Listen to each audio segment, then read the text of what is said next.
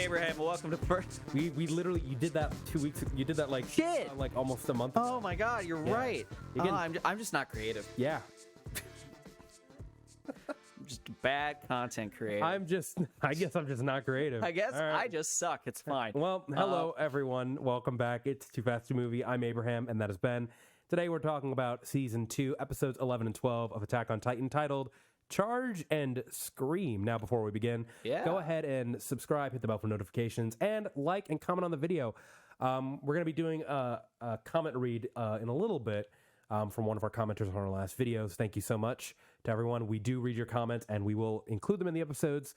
Yeah, these are fun episodes to talk about. These are brutal. Yeah. 6 Again, to 10 were like the iron is hot, like, oh my God, like crazy reveals. Yeah. 11 and 12 is just, oh my God. I will just give my general partners me living vicariously through my partner's reaction right now. Just general devastation throughout this entire battle. Yeah. Like fully believing that this was going to end with Eren or Mikasa dying. Like, fully believing that was how this was going to go down. Because it's set up that way. Like, there is no hope. Because by everything we know in the show, there should be no way that our characters can escape. And then there is. So, the funny thing with this is, and anyone who's a writer, take note, Deus Ex Machinas are specifically not to be used at the end of your story. Yeah, they can be used in the middle. They can be used for a midpoint climax like this.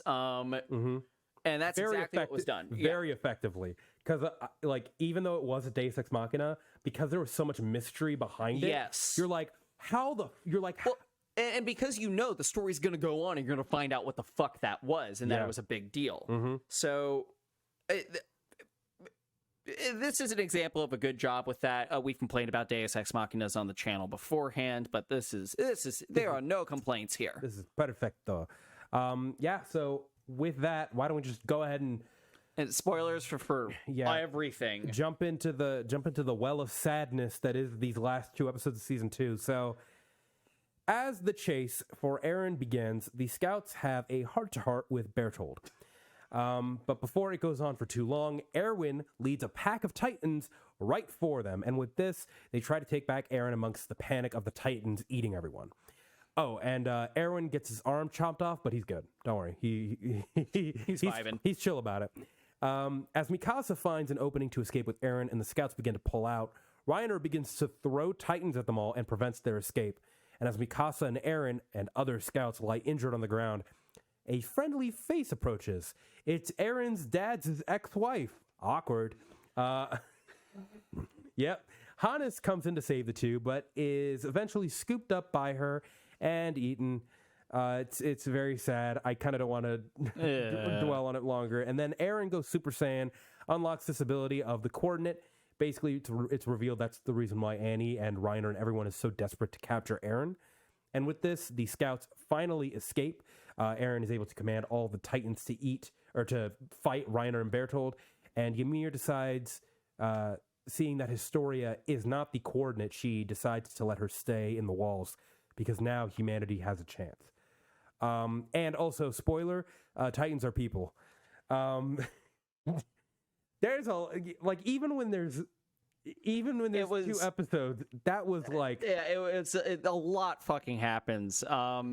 This is my example of, and this is the reason why I like a general consensus with a lot of the fandom and people that have watched this show and are like it, but also can criticize it, is season 1 is paced like trash because this is the kind of pacing that happens in season 2.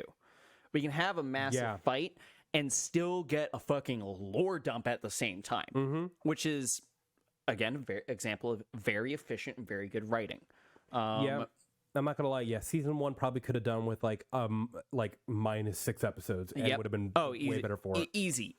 I do want to now throw to a comment read that we've gotten from a user by the name of, I believe his name was Litman. No, sorry, his name is Manlit, actually. Not Litman. But he writes about Berthold. We were having a conversation about how we felt that Berthold was pretty underutilized as a character. And he responded in one of our comments, no, he is pretty well characterized in both Charge and Descent. Charge is the episode that we're talking about now. His reasoning for becoming the Colossal Titan seems pretty self-explanatory once we figure out exactly why they attacked in Season 4. He goes on to say that the anime took away some of the characterization of Mikasa, though, agreeing with our point, but still, once again, saying that Berthold is underrated. I just personally disagree. Like, I can see, because here's the thing, it's not like he is a dead fish character, and if someone thought that was the point that we were making by that, then I could easily forgive them for that, because it's not like he's not like Mikasa where he's void of characteristics, where you don't, I would be hard pressed to say, hey guys, what do you think Mikasa likes to do in her free time?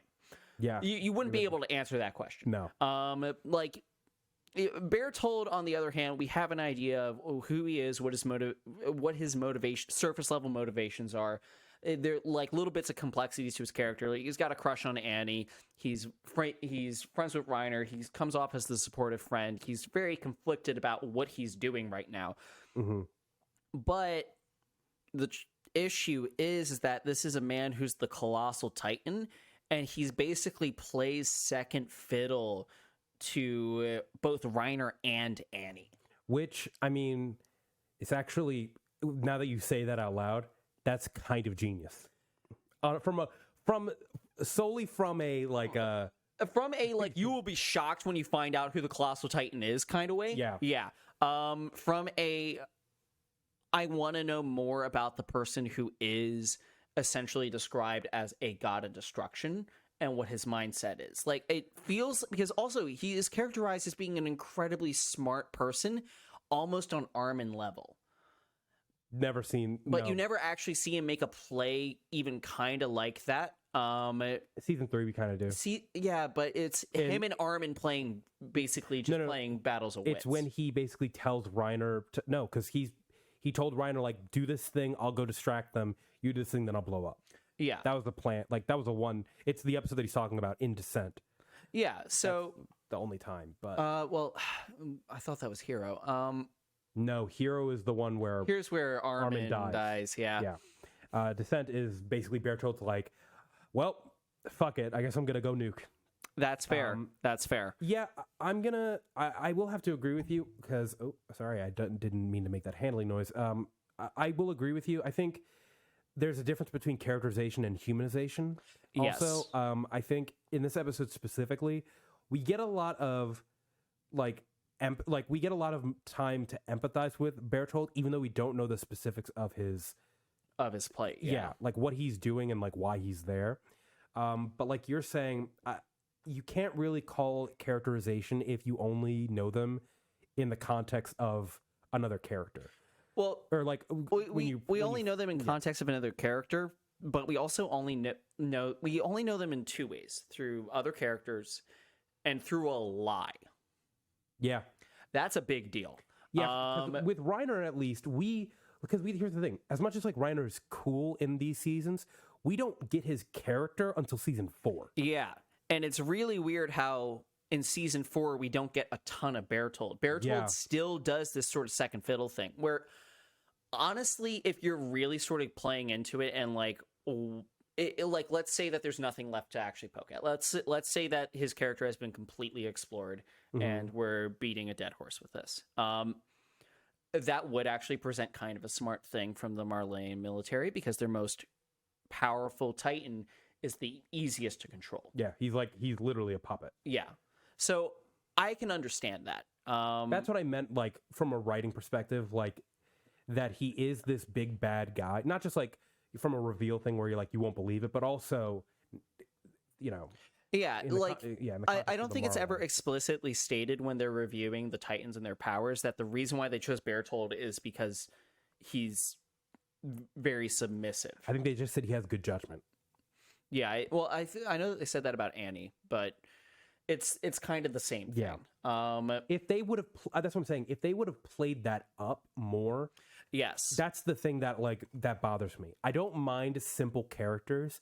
I mind it when writers don't like take the time to explicitly like lay out what the point of the character is. Yes. Because like at this time, Berthold is just underwritten, whereas if he was, like you're saying, like purposely written to be second fiddle, and that fit in the context of like the Marleyan government and I don't think that's ever explicitly stated, which is my problem. Yeah, it is not. So so a little bit of grain of salt from both our opinions and Manlit. Yeah, but I mean, hey, you like your characters. I'm not gonna knock you for it. But he is the titular. He's like on the poster. He's literally the most iconic character in the entire show. Yes. So like, I'm not gonna knock you for liking Berthold. We also talked about this a little bit earlier in the before I jumped into the recap. The Deus Ex Machina that is Dina Fritz in this moment. Yeah, it's kind of crazy because even if your complaints about this being a Deus Ex Machina were like, even if you had complaints about it, like, oh, this Titan just came over here, he punched it, and he just randomly got this power. The fact that it like is the precursor to knowing about the rules of the royal family, then you learn that she was a royal family, then you learn that that's the identity of the Titan. It's like, yeah, that's how it works. It all like circles back so that when you're in season 3, you're just like, you're like Aaron, where you're like standing up in the courtroom going like, what the fuck? Yep. So I don't mind. I will say that the use of Deus Ex Machina here is it's justified. It's very intentional. This was never supposed to be where the story ended. And if you felt actual fear during this, it's like, okay, but we know that none of these plot lines are resolved. So you know that the story is going to continue no matter what. And it is unlike things like it's unlike Game of Thrones. It's character based. Yeah. So it's not about the environmental or the world around them. All your focus has been on these characters. So they have the plot armor to make it out. So you reasonably, a part of you should know that this is not the end. So when a Deus Ex Machina does happen like that, that opens more doors and more world building, completely excusable. Yeah. And I think what's also great about this is that it subverts every expectation that you have. Oh. Because up until this point, it's sort of like, every Titan has a power somewhat. At this point in the story, like, you kind of get a little bit of it, like, Colossal Titan is big. Armor Titan has armor. Yeah, that's its power. Colossal Titan's big. Armor Titan has armor. Female Titan at the time were like, it can call Titans. And with Eren at the time, we were like, oh, he can go berserk mode. Yeah, but that's all that we think that he can do is his like power. Yeah. And when he like finally forms his fingertips, which is the reason why he couldn't transform and save Hannes. Yep. When he finally does it and punches it, you expect him to just explode, transform, do his classic like fighting shit. But then like the music slows down, and the Titan hand just kind of like goes away, and then like the mirroring of the movements happen. I also want to compliment the director of this episode. That is genuinely one of the best moments of the show. Oh, and just direction wise, the way that it paces and slows down. Instead, like, if you think like he's like and it just nothing. Yep. And you're just, and the music is it is a genuinely again, it's a very genuinely good moment. Everything's set up really well. And it's coming off of a lot of emotional heat as well, because one of the things that I mean we only kind of touched up on is Hannes. Yeah. It's Hans. I'm calling it Hannes because that's how they say it in Japan, and I can't well, I mean, because we looked up a pronunciation. Apparently, it's called Hans. It's called Hanes. Hanes, like the underwear, but I'm not calling it Hanes. I'm not saying it. Oof. Yeah. I've always done Hans because that just doesn't sound as butchering to me. It's a fictional show about monsters who eat people. Like, I'm not gonna bust your balls about how you pronounce a dead character's name. But yeah. But you know whose balls it did bust? Aaron's trauma. Yeah, oh yeah, dude. This moment, oh my god. I gotta ask also, this is another moment. How did Sarah react when Aaron started laughing? again, I said it at the top of the show, like, just completely demoralized. Yep. Like, there was, like literally, she's watching, and, like, Hans shows up. It's like, don't worry, kids, I'm going to save you. And she's just like, oh, so he's dead. Like, there's just, like, oh, that is just going to mirror back and be a problem. Yeah.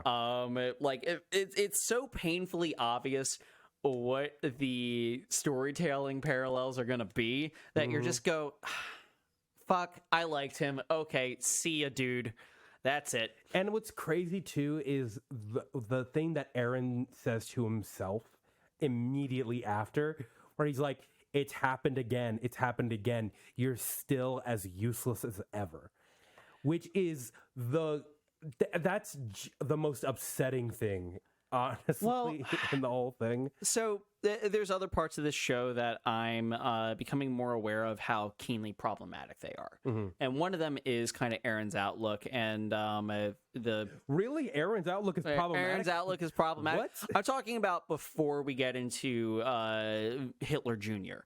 Now that's problematic. Yeah, That's so super that's not a healthy way of... The way, well, because one of the issues with this show, and this is very apparent in season 4, and how the fandom is like actually genuinely and worryingly split between like Jaegerist and the Scouts right now. It's done, I will say, it's done purposefully because the show intentionally did that. Well, and part 2 is the make or break. So in writing. Yeah, it is the make or break in writing. However, I am going to say, because Attack on Titan, we have to talk about fascism now. Fascism is it's one of the most difficult things to cover in media, period. Because if you, without the iconography, it becomes really difficult for people to actually pin down what fascism looks like. And if they believe in enough of the base values of whatever the fascist perpetrator is doing, they're going to buy into it. Yeah. So, and that's playing out in real time with the fandom. Yeah. And that is not something that authors intentionally do when they're trying to cover it. But it is something that Isayama did intentionally write. Which I'm worried about. Because the issue... Well, as you should be. Because and the thing is that unless the audience comes to realize halfway through the story that, oh, yeah, no, Eren's the bad guy. Then it's all moot. And ultimately, this becomes an extremely problematic piece of media and should probably not be held at high regard any longer. If that happens, this entire thing is shit. Yeah. And the fandom needs to be very understanding of why that's the case. Because if you have media that perpetuates fascist propaganda, guess what? You have something that might end up being used as a story device to rationalize actual genocide. Yeah. So... Yeah, because here's the thing. Isayama, like, intentionally followed you along this other side with basically, like, it's... like, we've been prosecuted by this other group of people. Yes. Like, it's like textbook what happened in World War II, where they were like, we've been put down, we've been living in cages, and now we need to take back what's ours. And then basically, like, puts you, like, it shows you the prequel for all of that. Yeah. Which is what seasons 1 through 3 is. Yep. So I will say, it's brave. Yes, it's trying to do a lot. Yeah. The question, of course, is can it actually pull it off? Which we'll talk about later. But I forget what we were talking about earlier. We were talking about Eren's how that relates to that. I mean, the problematic aspect that I was going to talk about. Just let's go away from fascism real quick.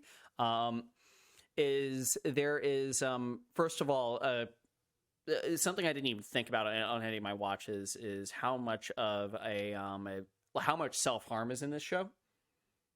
Yeah. Because that is literally the trigger. It's, and kind of the way that it is being used in sort of a badass way. But what's really problematic as well is if you're taking a look at it from like a lens of like analyzing the self-harm aspects, everything about Eren's outlook on the world and how he hates himself and thinks that he's not good enough becomes 10 times more problematic. In what way?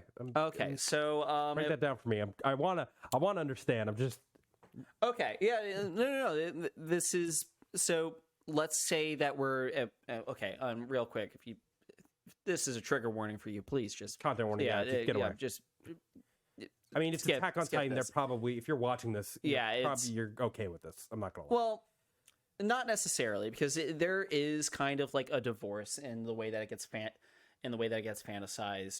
Because the self-harm aspect comes in like several different. It happens in like several different aspects of this, not just Titan transforming. We see Aaron's attempt for Titan transforming, and sometimes the motivation behind that is that he's not good enough.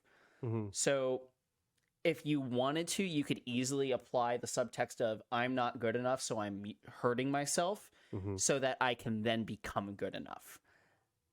That is a mindset that exists with people that perpetrate self-harm. So treating it as a punishment for yourself or as a way for you to try and be better is one of the problematic aspects. So the fact that it is literally self-harm that turns them into these monstrous beings capable of doing great things, or how they channel their power, is, again, it's problematic. It's not the worst thing in the world. Yeah, I guess it's never really thought of it like that because it's so far removed it's so far removed from the themes of what's happening. So you're not actually looking at it under a microscope. It's something that you're really only going to notice if someone like me just pointed it out to you. I don't think I would have ever done that. Again, it was something that I never thought of as well until like looking around on the internet and seeing what was going on and a couple other critiques that other people have for the show. That's one of the elements that exist here. It's not a core element, and thankfully the show never becomes about that kind of bodily harm. Well, I mean, it's not about it, but it uses it as a thematic device. So it's nowhere near controlling idea, but it exists as a motif. It exists as a motif in a minor theme. Yeah. Especially with Aaron's arc of trying to become good enough. And then seeing how also his way of becoming good enough is all embodied in his hatred, which is perpetrated by his trauma. So bringing it just back to where we started. Yeah. It is no wonder that season 4 Aaron is as cold as he is. Yeah. Because I'm not gonna lie, because I was watching that and I was like, and the voice acting is great in this, by the way. Shout out to Aaron's Japanese voice actor. God, because hot damn, when he started screaming, I was like, that deadass sounds like that guy just found like a family member and they just happen to have a Zoom recorder right there, like right next to them. Because oh my God, I've never heard anything so brutal. We should also move on because I briefly mentioned it. Titans are people. I mean, I don't know how else we're going to expand upon this because this is something we've been talking about the entire time. This is what the fandom knows. It's kind of weird because this is something that I feel like the audience has been sitting on the entire season of like, that Titan looks like Connie's mom, and it just hasn't been explicitly said yet. It's because you don't want it to be true. Yeah, and then once that cat's out of the bag, it opens up the floodgates for what the fuck, like whatever's going on in your mind about where the Titans are coming from. Yeah, it's like if Titans are people and people can turn into Titans, then where are the Titans coming from? And we get a little bit of that. And I think the working theory that most people were running off of were it was one of two things. It was either there's some place outside of the walls that's making Titans, which was one theory that I know you had back in the day before you were reading the manga, like Titan Factory kind of deal. That's what I figured. And then the other one was that 80 years ago, or around the beginning of when the walls were built, they were putting Titans on the outside of the walls, perhaps to keep the population maintained and inside the walls. Inside for some reason, yeah. Yeah, so like we didn't understand what it was. We thought that like the king was responsible for it at this point. And in a way, it's kind of both. It's kind of both. It's both that they're trying to keep people in the island, and also there's a place that's just making Titans. Yeah, it's deeply upsetting. And with only the information that we have about the Titan shifters, there's not really any point before season 2, episode like 3, where we get to Connie's village, where you could make that assumption, like the Titans are people. Yeah.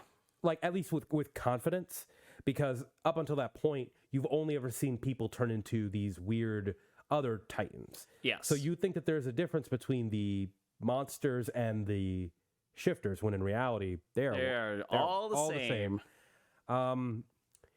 Deeply upsetting to find that out.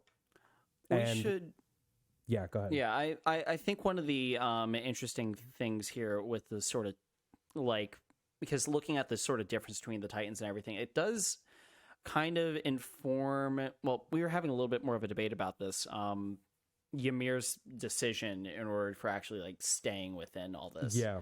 Because at the time, it was very confusing. Yeah, it was. Why would she want to stay? Why would she want to go? It was the most baffling thing the first time that we got here. Mm-hmm. Well, it's because we didn't understand what the full power of the coordinate was. Yeah. It's possible, because at this point, the declaration by the King of Paradise has been made way before this. Yes. So Ymir would probably know. He would have known about it, yeah. So she would have known about the foretold rumbling, all the Titans coming down, destroying the world and flattening it. But she also would have known that the King within the walls didn't react. Yeah. And she would know that if the King within the walls never reacted, then the King was gone. Yeah. And there was no hope. So, but now that Eren can control it, or she thinks that might be the case, then it makes sense for her to say Historia should stay. But she still ultimately makes the choice to go with Reiner and Berthold. Yeah, that's very strange. It's well, no, I don't think it's strange. Rather, you said something good, where it was, at first you said it was like a betrayal of Historia. Yeah, because they make this promise that they need to, they make this promise to live only for themselves. Right. And that was a promise to Historia that she made. And for her to go back and do something basically what seems like it only benefits Reiner and Berthold is, that just feels problematic to me. For what the promise that she just made to Historia was. If I had to say anything on this, I would, in the context of when the promise was made, Ymir said to Historia, she said that because Historia was basically finished with life. Yeah. She thought that she had nothing else to live for, so she basically wanted to, like, just go out just doing something to be remembered and just die. Ymir is not doing that, though. That's the distinction, I think. Ymir is doing this for someone else, whereas Historia at the time was just doing it because she had nothing else to live for. And in that way, that is like the most, like, it shows full out that Ymir loved Historia. That she was willing to sacrifice herself in that way to, like, go with Reiner and Berthold so that she, Marley wouldn't, panic and be like, they have 2 of our Titans, we need to go over there now. I don't know the exact mindset, but I think that the love that she has for Historia is what allows that to happen. It wasn't just like, I'm just going to go with them because I owe them this favor. I think it was more for... Yeah, it because it's very clear that if Reiner and Berthold didn't do that, then, like, shit would have been very bad for them. They probably would have been replaced. They probably would have died in that moment, too. Because remember, like, Ymir is fending off the others, But that's the interesting thing, is if Ymir left and let them die, then this would be over. Like, would it? Well, I think so. Not only that, but Ymir was in a much better stance to tell them what was actually going on outside the walls. Because this is one of the moments that's always going to stick out to me as a problem in the writing, is Ymir goes back. She has to have some idea that that she's not going to be able to keep that Titan, is going to be sacrificed and eaten. Mm-hmm. She has to know it's a death sentence based off of everything we know about the show. Yeah. But she just sees Eren control this thing, and that's what makes her believe that Historia should stay here. I don't understand why, looking at the options and the cards that are dealt out, seeing Reiner and Berthold getting buried by Titans, why she wouldn't say, my best odds of survival and still being with the one I love is to stay in paradise. I genuinely do not see what made her go, if I don't go with Reiner and Berthold, none of this gets taken care of. Again, that's based on... Because here's the thing. The only way that I can justify it is by thinking about it in, like, trying to rationalize with things that we already know later on and sort of making inferences. Again, this is one of the problems that I have with Isayama, is that when things aren't explicit, the only thing I'm left with is inferences. Is try to inference to rationalize it. Best I can say is, you said that, like, that Marley wouldn't do anything if Berthold and Reiner, like, died or whatever. No, it's not that they wouldn't do anything. It's that suddenly Eldia would have a massive upper hand. Again, that I disagree with 100%, because it is... I'm not sure what it said, if Marley knows this, if the Eldian King is the only one who's able to control the Founding Titan. I don't know what they know, but regardless, if the Armored Titan falls, the Colossal Titan falls, Female Titan falls, Jaw Titan falls, plus Eldia now has the Founding Titan and the Attack Titan, that's almost all of their That's Titans. Every single one except the Warhammer, Beast, and Cart, which, fuck those things. They're not really made for war except for the Warhammer. Yeah. That would cause every single nation to collectively lose their shit and go, oh my god, that little island that we've been trying to kill for millennia now has all the power in the world once again. Yeah. Because remember, the whole world hates Eldia, and because they fear them. That's why they put them into such... That is a very good point. So it's like, if they get this huge upper hand, immediately rain fire, just blimps coming across the...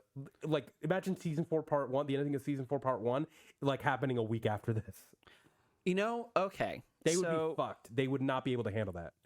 That's a fair point. So if that is, that's the best inference I can make, though. That's not calling this good writing. I'm not gonna go that far. Yeah, I'm just saying that, given everything that we know, the cards may have ended up stacked against them, and maybe that informed Ymir's choice. Right. Remembering that it's the entire world and not just Marley that they're up against is kind of a thing that I feel like slips under the radar a lot when thinking about this for me. So that is a very valid point. Yeah. Well, I think that's about covers all this episode, or all that we can talk about in this episode. Because next up, we're going to be talking about the one, the only, No Regrets. We're going to be talking about that finally after all this time. So join us for that discussion. Until that time, my name is Abraham. That is Ben. And this is 2FAST2MOVIE. I don't remember the theme song. It goes, it's like a little... And then the screen cuts, and then it just goes...